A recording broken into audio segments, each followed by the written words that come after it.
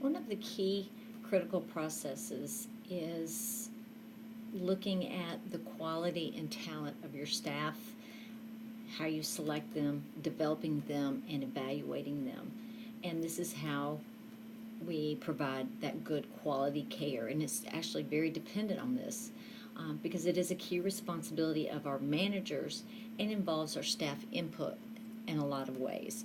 And if you have a good manager, they are going to ask for your input. What are our needs on this unit? And sometimes we are involved in group interviews, and then that way everyone gives their input of what they see are the talents or what someone can contribute to the unit. This information here is going to put the idea of selecting, developing, and evaluating staff into what we call a context of a role theory. So it's looking at the dynamics of your organization, as you see here, and then they give you the key ideas and how to apply it to practice.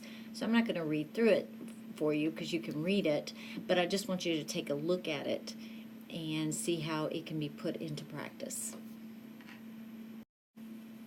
Some of the things we see here, such as role acquisition, this is going to refer to how someone takes on a new role. It focuses on how to perform and what is expected. When you have role clarity, it refers to distinguishing the role from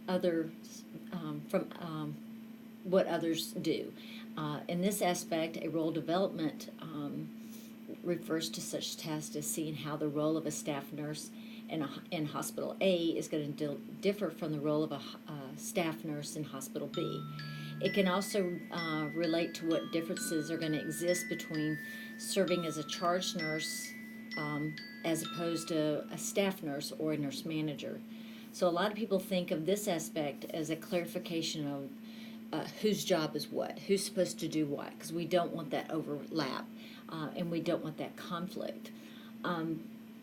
Also, too, role performance is going to relate to how the role is actually going to be enacted. Legal and organizational parameters are going to be established by law and the employer, but the insight of the role is going to be derived from that individual.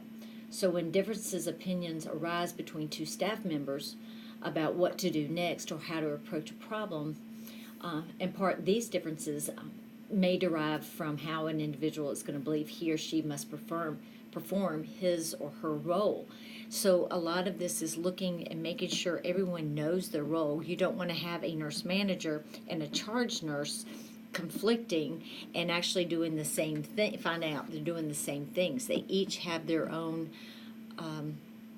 specifications of what they are to be doing in their work, and you can lots of times have conflict if there's a lot of ambiguity, or and clarity about that role. And the other is coaching others on what their role is and making sure that they do understand what it is they are to do or not do or who they're supposed to work with. These next couple of slides, I just provided some examples and some things for you to look at under each type of role. So you have the role ambiguity. You also have that about coaching. So I'll let you look those over.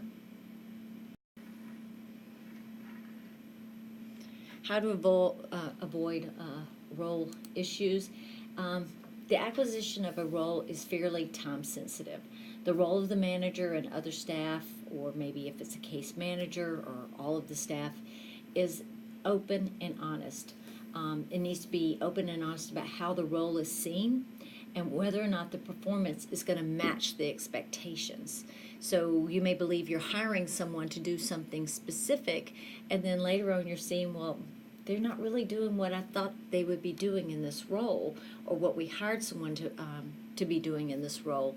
So again, this is looking at this and making sure that there are no confusion. So again, making sure that staff is selected wisely, that everyone is consistent in their role, and then again at the end evaluate, is this working, is this staff person working in this role, or is there some role confusion that's going on?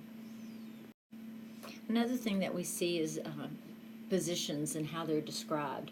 There's two critical points about position descriptions, and they're on this slide.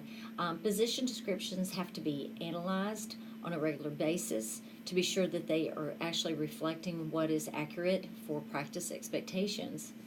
If they aren't viewed on a regular basis, at least they need to be reviewed before a position is open for new applicants. So let's say someone has left a position. Let's go back and look at this and see if it is something that we definitely need, or we need to change, or do we actually need that position anymore before we hire someone to fill it. Advertising is one thing, and then really expecting other people's input in the organization. Irrespective of what position you will hold, you need to also understand position descriptions beyond your own, to be sure that you are working appropriately within your, the full context of your position, especially that you are maybe making sure that you're delegating properly can be an example. So again, it's understanding what those role descriptions are. So I would actually look back, and when you start applying for jobs, you definitely want to look at a position and the description of that position, what all it entails, and see if it's right for you. As far as the manager's role, position descriptions are going to play a really important role in each of the key areas of selecting, developing, and evaluating staff. As I said before, position descriptions must be reviewed before applicants for a position are actually sought out. A set of standard questions should be used with all your applicants. These questions need to come from the position descriptions. The purpose, of course, is that the interviewers should be able to get information that can be compared across candidates to determine who is the best fit for this available position out of our applicants. When you're developing staff, position descriptions serve to help to guide what education needs to be provided. In other words, in an individual who does not meet the performance expectations of the role, if education is a part of the basis, maybe they need a remediation program.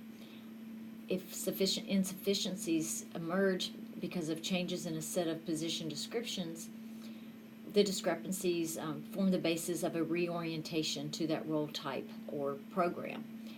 If an individual is changing positions, differences between the two position descriptions can indicate where education or professional development needs to be geared toward.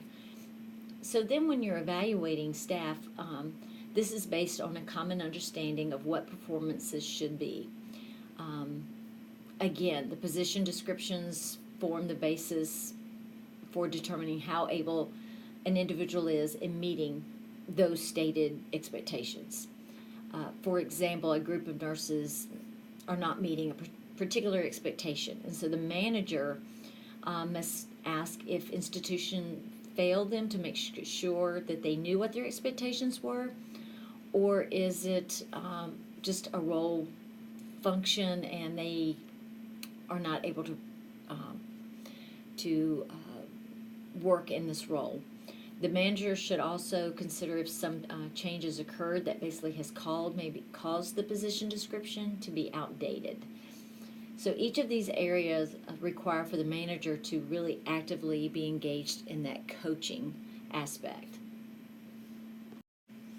The roles of the interviewer, usually what they do is they pre-screen an applicant, looking over the resume, looking over their history, their work history, and so forth.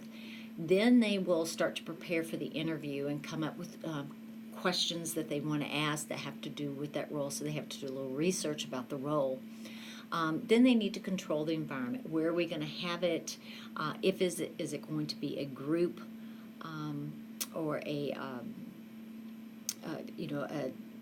committee interview, or if it's a single person interview?